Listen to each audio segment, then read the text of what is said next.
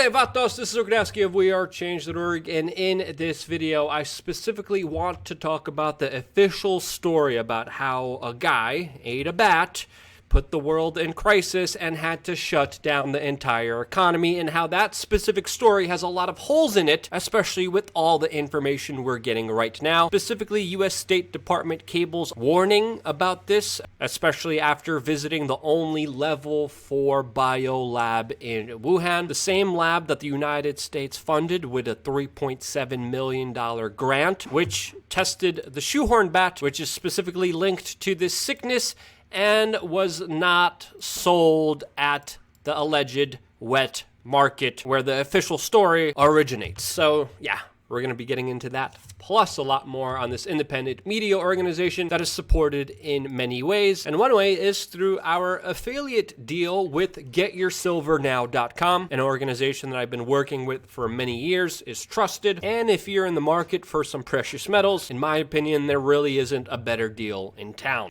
So yeah, just check out GetYourSilverNow.com, especially if you're looking for an alternative to the dollar. Now, I think this is also a good time to remind you my official position about everything that is happening right now, and that is that I see the economy here, as I've been saying from the beginning, the truly impactful factor that really should have a lot of focus on it. I'm also just as worried about far-reaching authoritarian government policies, and I'm also taking this entire situation with the sickness seriously as well. A large reason for that is what we're going to be getting into in this video, with this either accidentally or on purpose coming from a laboratory. There's other individuals out there that are literally just making up a lot of crazy theories out there. Individuals that one day tell you that this is no worse than the flu, then told you it was 5G, now are telling you that this doesn't exist, telling you that there's going to be massive hyperinflation tomorrow, that we're all going to end up in FEMA camps. And if you're looking for that particular video, you won't be getting it here, to be honest with you, as of course we're trying to look at as much of the data and information to do our best to have a pragmatic report on everything that's happening. But one of the reasons why a lot of people have a lot of theories is because what the government is doing doesn't usually breed confidence, to say the least. Also, it's very important to be skeptical of an overreaching, power-hungry government and the egos of the people associated with them. As of course, there's a big discussion happening right now about reopening the economy, who's going to take credit for it, whether it's Donald Trump or Andrew Cuomo. All of it, in my opinion, a big distraction that I talked about on our second backup channel in large extent, which you could get by clicking the link in the description down below. But one thing is sure is that this crisis has let a lot of government push insane policies that are absolutely backwards and don't help anyone except for the special interests and, of course, many of the big multinational corporations like Walmart that literally is taking their profits and investing it in Wuhan, China. The Federal Reserve is also doing secret bailouts to an estimate tune of $6 trillion, which is, again, just nothing compared to this alleged stimulus check that's going to take a very long time to go out to people, as of course the economy has been shut down. Mom and pop stores are going out of business. People are told to go to Walmart, while of course the projections, hospitals being overrun, all of that hasn't come true, and we're seeing numbers decline in Spain and many other places all around the world. As still, day to day, we are still finding out new things about this sickness that we didn't know before from particular studies that are happening all over the world,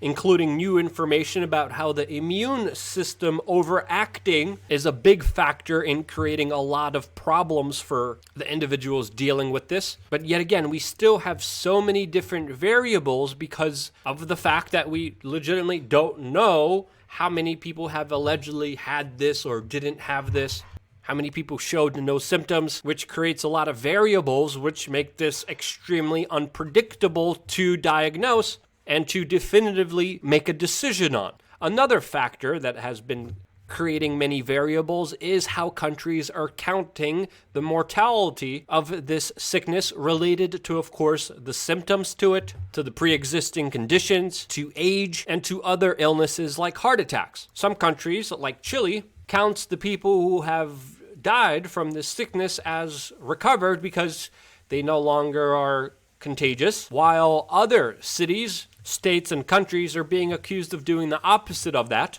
and overcounting the numbers and even lumping them in with pneumonia, heart attacks, flus, and others to make these numbers look bigger. And again, there is a conflict of reporting from places like Germany, Chile, Italy, even comparatively to New York and California. Each different jurisdiction documents everything differently, which is extremely hard to correlate exactly what's going on here. But one thing that's pretty clear, especially after all of those annoying TikTok videos, is that luckily hospitals are not overrun.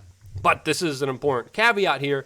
They most likely will be overrun because many hospitals, predominantly all of them, especially in the United States, have stopped any surgeries and other procedures other than preparing for this sickness.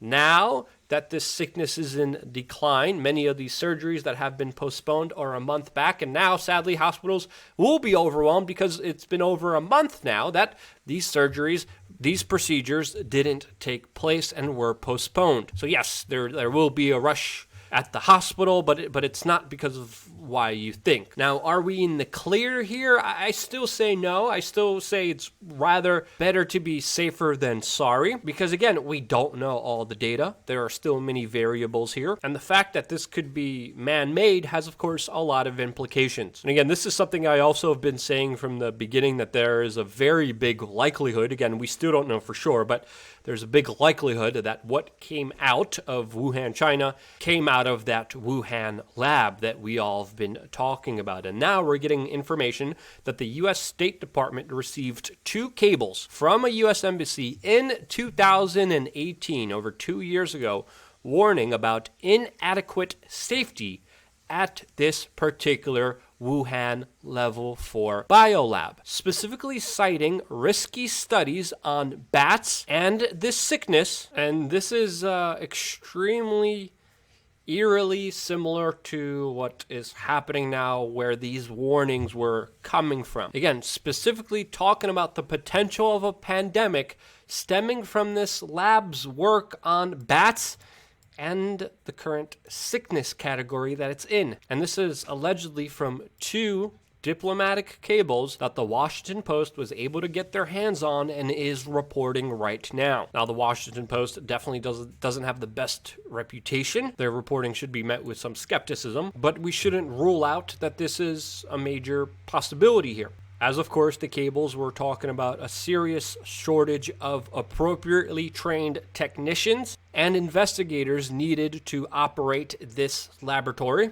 which could explain a possibly accidental release of this sickness. Now, also interestingly, the cables warned that the United States should support this lab because of the dangerous research that they were doing on bats. And through a grant, we found out that the United States gave $3.7 million to this exact laboratory, which again captured horseshoe bats and conducted tests on them, and of course the category of virus that is going around right now. And again, we're talking about the horseshoe bat that many scientists are connecting to this sickness that was not sold at the wet market. The official story about patient 0 also keeps changing and also doesn't add up to the official theory of what we are seeing. And I think personally myself, something bigger is happening here, and could also mean why we've got news of specific intelligence reports that were on the table of Donald Trump, that Donald Trump read all the way back in November, warning about this particular crisis. Now, as we know, and as we reported, the Chinese government knew about this situation all the way back in November, and they opted out to run a massive cover-up, lie to the world, and hide a lot of their findings, while, of course, quarantining their soldiers, leaving the majority of the world blind to what was really happening. The U.S. government also knew, according to these intelligence reports, which should raise some important questions here. Now, again, it's important to point out here whether this sickness came from a natural occurrence or whether it was accidentally or on purpose released from a lab. We still don't know, and that there is only circumstantial evidence so far. But one thing that is clear is that this entire situation has definitely worsened the tensions between the United States and China, as of course China has been kicking out Western journalists out of its country, lied about the significance of this sickness, arrested, detained, and probably did a lot worse to doctors and lawyers who were warning the world about this. And now they are completely locking down and shutting down information related to this sickness, refusing to even give samples collected to the United States. Some labs in China have already been shut down, and a lot of the information that was previously publicly available about this sickness has been taken down by China, that also at the same time is running military exercises near Taiwan with its warship strike group. This, of course, as a major aircraft carrier in the region, has been put out of commission because of this sickness, with the Joint Chiefs of Staff recently issuing a warning to the world, specifically talking about how the United States is, quote, ready.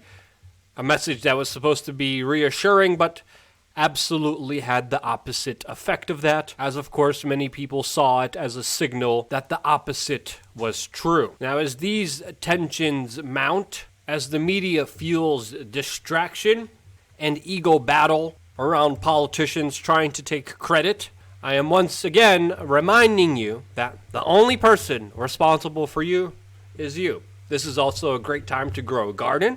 Great time to take care of yourself, work on your immune system, work out, be in nature, get some vitamin D, and of course also be respectful of the people in your family, in your community, in your neighborhood. And until we figure out all these variables and know what's going on, be ready for anything by being smart and pragmatic about our current situation. So yeah, that's my take on it. I know I'm going to have a lot of spicy comments down below, and that's okay. I always keep telling people, don't believe me, don't believe anyone else, believe yourself, do the homework, do the research yourself, but actually do it. Like actually dig into this, not just listen to some dude doing a vlog. Like legitimately start looking at some of these studies and what is happening in the international press to make up your mind. And then of course I welcome you and everyone else to be a part of the conversation down in the comment section below. I don't censor comments. I'm all open for a wide-ranging discussion,